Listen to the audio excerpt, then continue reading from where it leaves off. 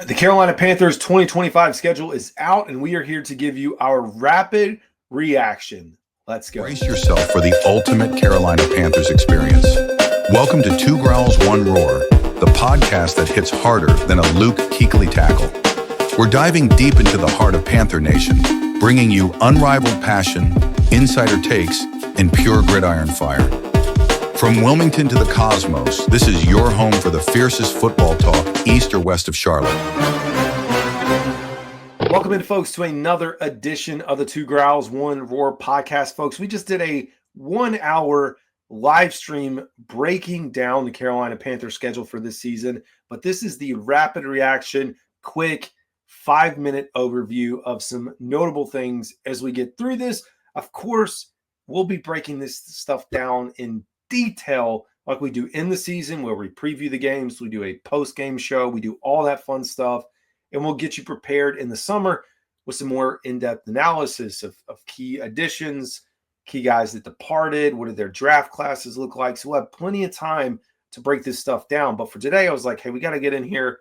Let's give you my initial thoughts on things that stand out for me. So we're going to go through every game quickly once we get through this, but I thought we'd splash up the schedule. Looking at the preseason, Browns at home, Houston Texans away, Pittsburgh Steelers at home.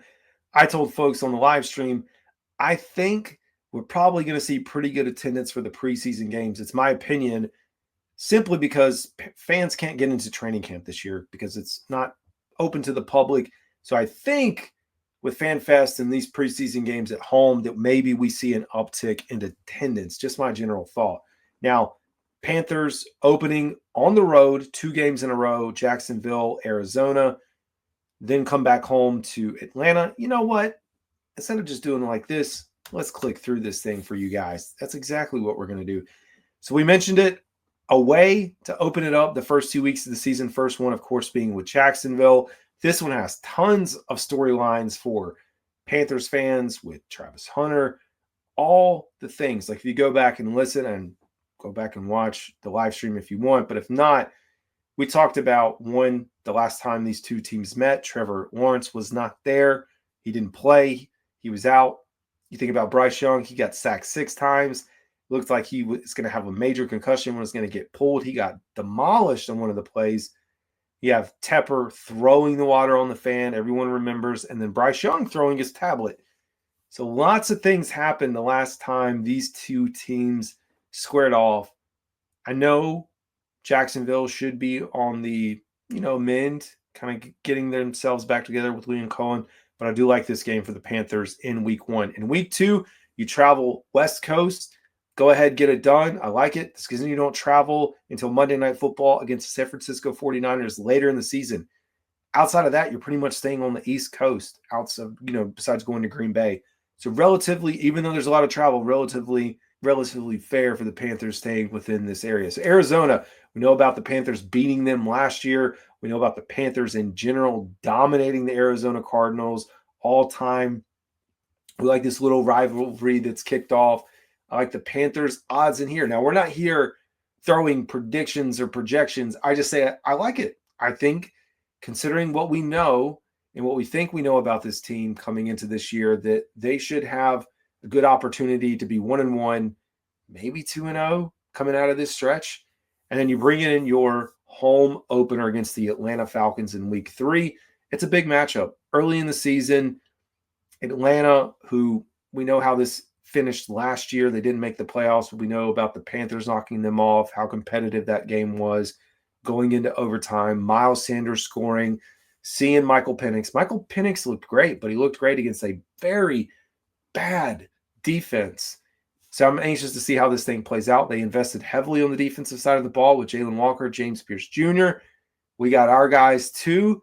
It should be a fun matchup, this rivalry. This is what this rivalry is about, but I want the Panthers to get this one done.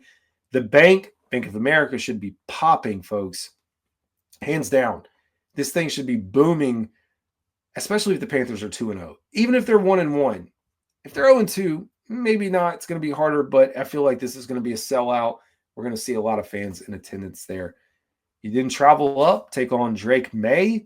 Again, you're looking at another team, second-year quarterback. I think Vrabel They did a lot to give Drake Mason weapons. Stephon Diggs is there.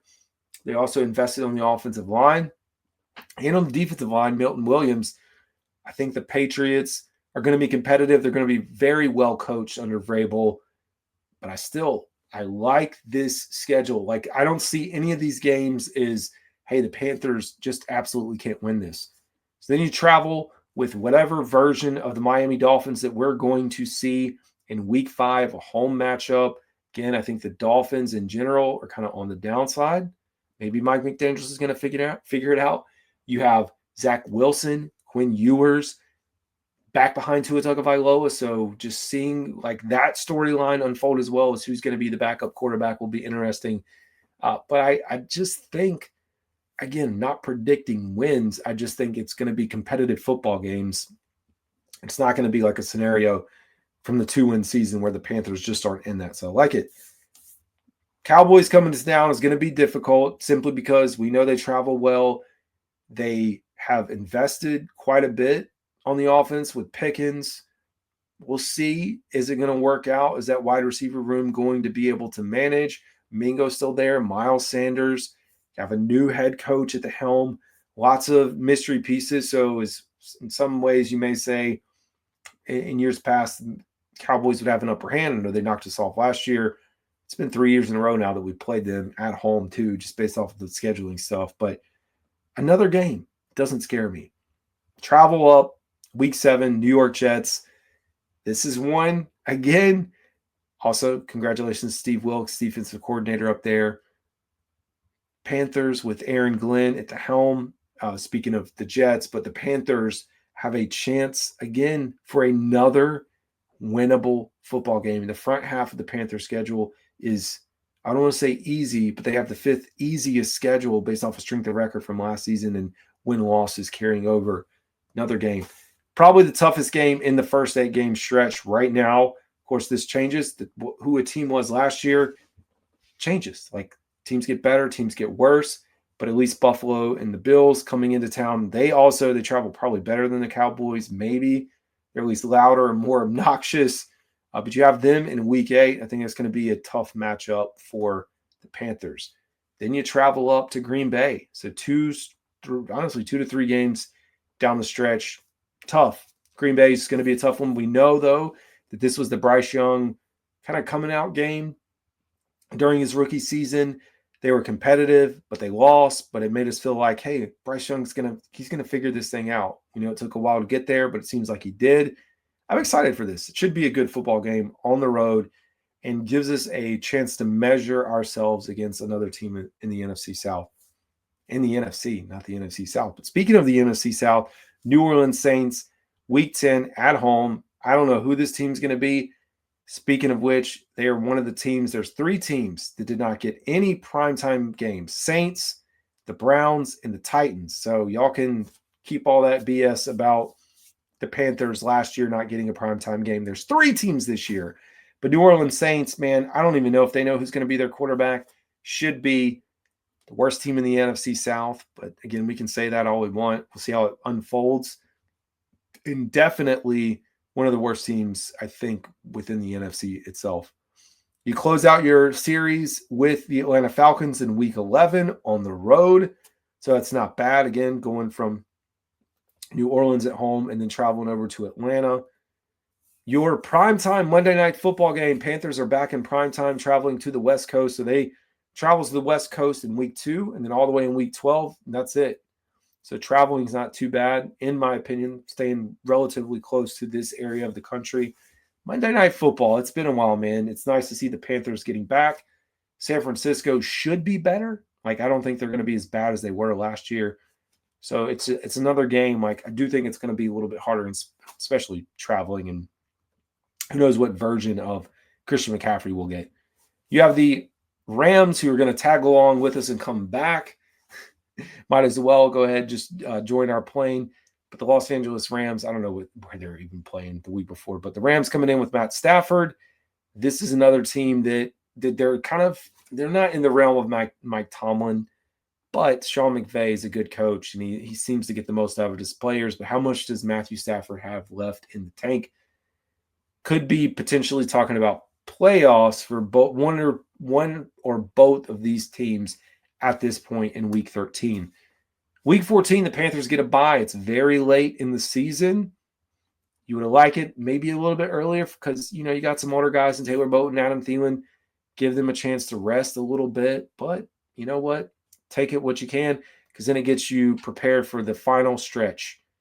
New Orleans Saints on the road. Not bad. Home against Tampa Bay. You go through the Tampa Bay gauntlet, having them at home in Week 16. Week 17 against Sam Darnold and the Seattle Seahawks. Time and all that TBD. And finally, on the road against Tampa in Week 18. So there's a good chance if the Panthers are competitive over the final 4 games, like they're competing for a wild card spot or the division, just based off of how things sit. And that would be fantastic, man, to actually have this team competing for playoffs, a playoff position. So anyways, that's my rapid reaction. We're going to have additional detailed breakdown as we get closer to the season and preview all the games. It's Carolina Dad.